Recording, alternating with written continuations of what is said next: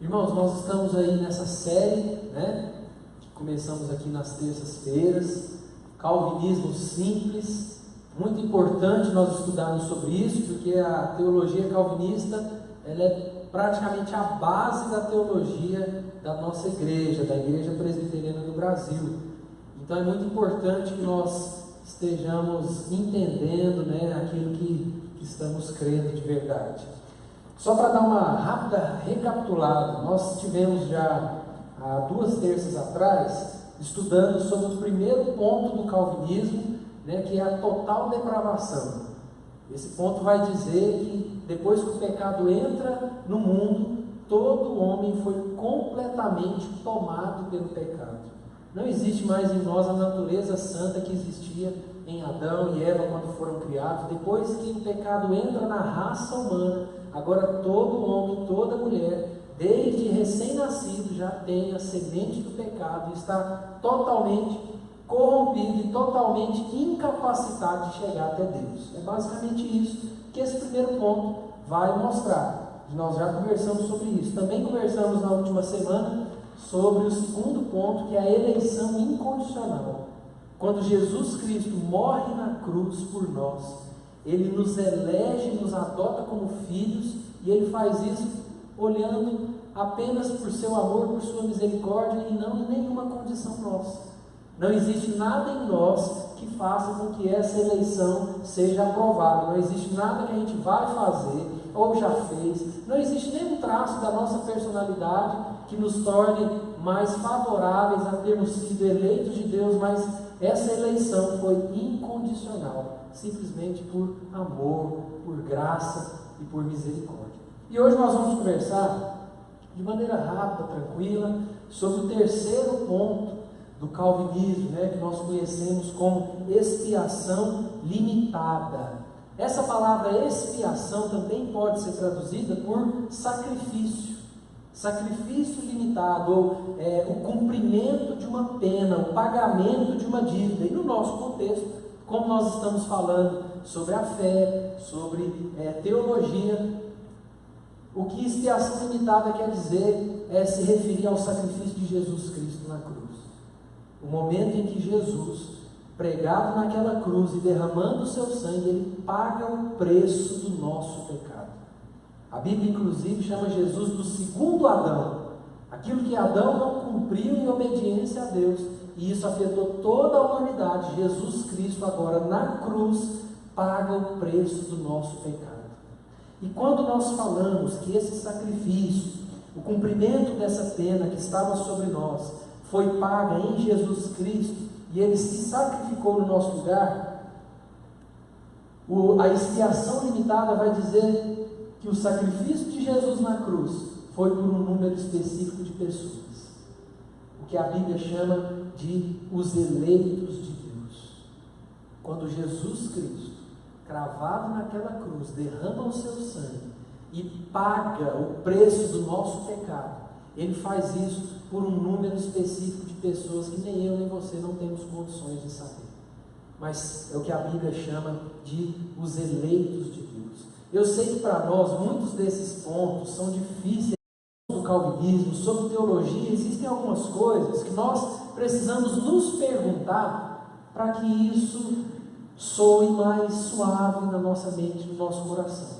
Por exemplo, quando nós falamos sobre a morte de Jesus na cruz, essa morte de Jesus foi para possibilitar a salvação ou para garantir a salvação? Estão vendo que existe uma diferença entre Jesus ter morrido na cruz para tornar a nossa salvação possível, acessível, e Jesus ter morrido na cruz para garantir a salvação? Uma outra pergunta que nos ajuda a entender melhor, deixa eu só tirar um zoom aqui, que eu acho que eu fiz muito no cantinho da tela. Será que Jesus Cristo iria se humilhar, viver, sofrer e morrer para que a salvação ficasse como escolha nas mãos do homem? Será que Jesus ia se humilhar, abrindo mão de ser Deus, de ser totalmente cheio dos seus atributos de um Deus, para nascer como homem, para ser uma criança, para passar por todos os sofrimentos e desafios que eu e você passam, para sofrer, para pregar sobre o Evangelho, curar pessoas, cumprir a sua missão, morrer na cruz, ressuscitar. Será que ele ia fazer tudo isso e dizer ao homem: agora você escolhe se você me quer ou não? Será que não é algo precioso demais para ficar nas nossas mãos? Uma outra pergunta e última, que nos ajuda a entender um pouco melhor tudo isso: se nós entendermos que a morte de Jesus na cruz é totalmente eficaz e suficiente para pagar a dívida do pecado, como poderia Jesus ter morrido por todos os homens? Se Jesus lá naquela cruz morre, seu sangue é derramado, e ali ele está falando: está consumado, o preço do pecado está pago. Se Jesus morresse naquela cruz pelo mundo inteiro, o mundo inteiro teria que ser salvo. Mas nós vamos caminhar, não se desespere ainda. Existem alguns textos que vão nos ajudar a entender essa questão da expiação limitada. Eu trouxe alguns. Olha só o que diz em João capítulo 6, versículo 37. Isso é Jesus falando: todo aquele que o Pai me dá, esse virá a mim, e o que vem a mim, de modo nenhum o lançarei fora. O que Jesus está dizendo é que quando eu e você tivemos esse encontro real com Jesus e entendemos a mensagem da fé, foi Deus o Pai que nos conduziu a esse encontro com Jesus. E é isso que Jesus quer dizer: todo aquele que o Pai me dá, esse virá a mim, e o que vem a mim, de modo nenhum o lançarei fora. Olha esse texto também. Paulo está aqui em Efésios, nessa parte, falando sobre deveres familiares: pais, mães, maridos, mulheres. E aqui ele usa um exemplo para falar de como os maridos devem amar as suas mulheres, baseado no amor de Cristo pela sua igreja. E no versículo 25 ele fala: maridos, amai vossa mulher, como também Cristo amou a igreja e a si mesmo se entregou por ela. Da mesma forma que Jesus Cristo amou a sua igreja, e pela sua igreja ele se entregou, é a maneira como os maridos devem amar e se entregar por suas mulheres. E o último texto, também Jesus falando: eu sou o bom pastor, e o bom pastor dá a vida pelas ovelhas. Gente, teriam vários outros textos que nós poderíamos explorar para que nós pudéssemos entender esse terceiro ponto da teologia calvinista, que é a expiação limitada, ou seja, o fato de Jesus ter morrido na cruz pelos seus filhos. Para a gente caminhar de maneira mais tranquila, a nossa igreja, a Igreja Presbiteriana no Brasil, ela tem 2 símbolos de fé. Alguém sabe quais são esses símbolos de fé? São documentos da nossa igreja, a Igreja Presbiteriana do Brasil. Exatamente. Os símbolos de fé são documentos que expressam o que nós cremos. Esses documentos são a Confissão de Fé de Westminster, o Catecismo Maior e o Catecismo Breve, que são basicamente a mesma coisa, só que de maneira mais leve e menor, o Breve Catecismo. Deixa eu explicar para vocês isso aqui. Esses documentos são documentos que foram oficialmente adotados pela nossa igreja, pela Igreja Presbiteriana do Brasil, que são nossos símbolos de fé. Ou seja, são documentos que ali está escrito aquilo que nós cremos e aquilo que nós não cremos. Se você convida alguém para vir à nossa igreja, a pessoa começa a se envolver e fazer bons relacionamentos, mas ela pergunta para você: mas espera aí, como é que é a teologia de vocês? O que vocês creem, o que vocês não creem? Você poderia muito bem pegar qualquer um desses 3 documentos, entregar e dar de presente para essa pessoa e falar: está aqui, tudo aquilo que nós cremos e aquilo que nós não cremos.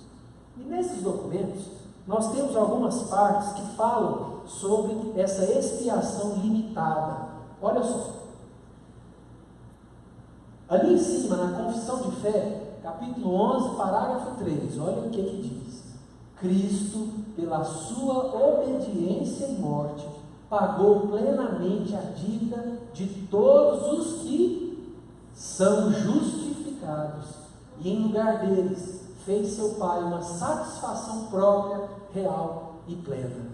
O dia que Jesus voltar, o dia que nós tivermos um encontro real com Ele, nós formos viver em novos céus e nova terra, Deus o Pai vai olhar para mim e para você, e Ele vai nos ver como justificados, não por aquilo que fazemos ou deixamos de fazer, mas pelo sacrifício de Jesus na cruz no nosso lugar. E ali embaixo, o catecismo maior, que funciona em forma de perguntas e respostas, a pergunta 31 é: com quem foi feito o pacto da graça? O pacto da graça foi feito com Cristo, como o segundo Adão, e nele, com todos os eleitos, como sua semente. Irmãos, quando Deus cria Adão e Eva, Ele faz um pacto com Adão e Eva, um combinado de amor, que é: olha, vocês vão provar que me amam, não comendo do fruto da árvore do conhecimento do bem e do mal, porque o dia em que dela comerdes, certamente morrerão. A gente sabe o que acontece: Adão e Eva quebram esse pacto. Na teologia nós chamamos isso de pacto das obras, ou seja, o pacto da vida eterna estava na mão de quem? Em Adão e Eva? No homem.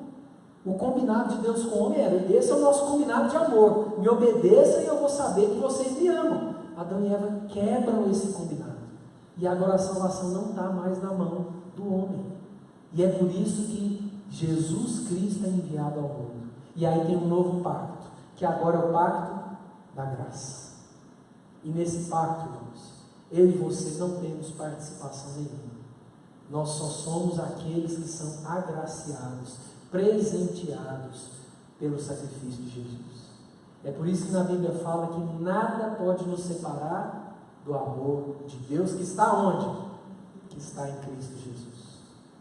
Irmãos, o sacrifício de Jesus na cruz foi limitado, talvez a melhor palavra seria específico, direcionado para um grupo de pessoas que nós não sabemos, de todas as épocas, de todas as eras. Nós não temos como saber quem são esses eleitos de Deus ou não. Aqui dentro podem ter eleitos ou não, pastores podem ser eleitos ou não, isso não compete a nós. O que nós precisamos entender é que o dia que Jesus pagou os pecados lá na cruz, Ele pagou por aqueles em que o Pai iria encaminhar até Ele, como os eleitos de Deus. Para a gente terminar, parece algo, às vezes, um pouco complicado de entendermos, mas eu acho que essa nossa série de calvinismo simples, de entendermos o que a nossa teologia diz sobre tudo isso, ela nos ensina algumas coisas. E algumas lições eu queria que nós tirássemos hoje para nós. A primeira lição que nós precisamos saber, isso precisa ficar cravado no nosso coração, é que o nosso Deus é um Deus justo e perfeito. Nosso Deus é um Deus cheio de amor. A nossa justiça, ela é manchada pelo pecado. Às vezes algumas características dessa teologia parecem assim: não, mas isso é injustiça.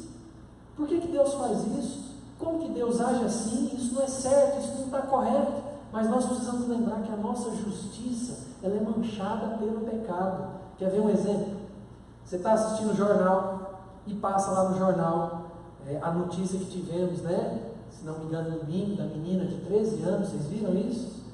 Que sumiu, não foi? Foi encontrada morta depois, eu não lembro os detalhes.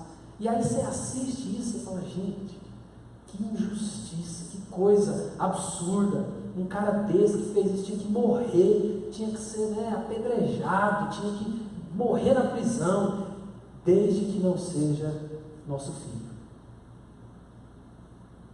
Se um filho nosso, ou um irmão nosso, ou um pai nosso, faz algo horrível assim, o nosso senso de justiça já muda. É ou não é? Nós precisamos deixar isso gravado no nosso coração. O nosso Deus é um Deus justo, perfeito, cheio de amor. E tem coisas na nossa teologia e na palavra de Deus que nós não vamos conseguir entender direito.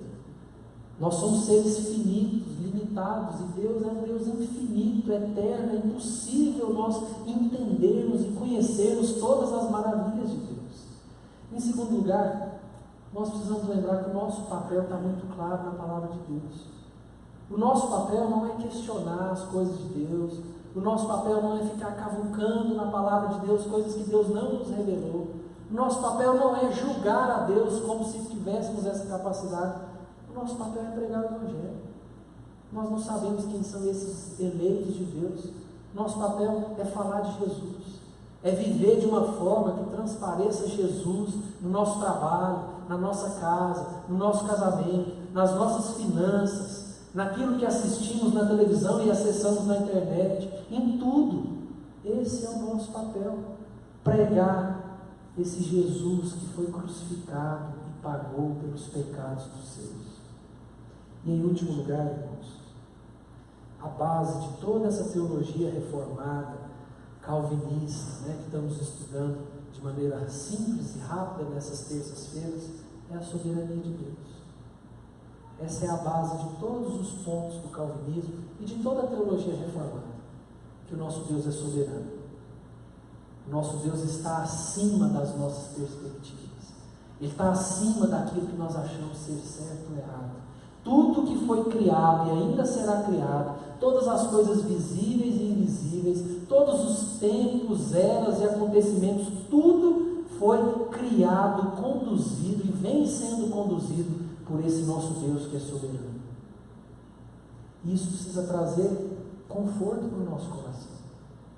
Saber que Deus é soberano sobre tudo e que um dia Ele enviou o seu próprio Filho para morrer pelos nossos pecados e para nos dar de presente a salvação, sem que eu e você mereçamos isso.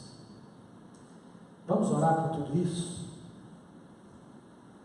Nesse mês ainda vamos continuar nos nossos estudos do calvinismo simples. E lembrem-nos, o estudo da teologia serve para fortalecer a nossa fé, fortalecer a nossa crença nesse Deus que é poderoso, que é amoroso, que é soberano.